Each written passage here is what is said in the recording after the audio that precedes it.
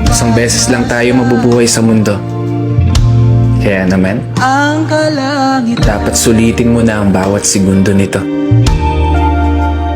Gawin mo lang palagi yung mga bagay na tingin mo magpapasaya sa'yo. Puntahan yung mga lugar na gusto makita ng mga mata mo.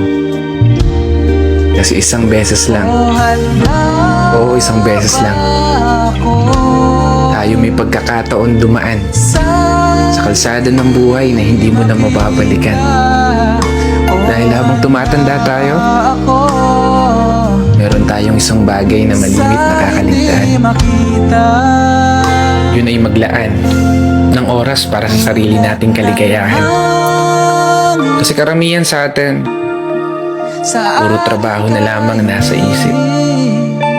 Sa pagtulog na lang dinadaan yung pahinga habang namamasyal sa panaginip.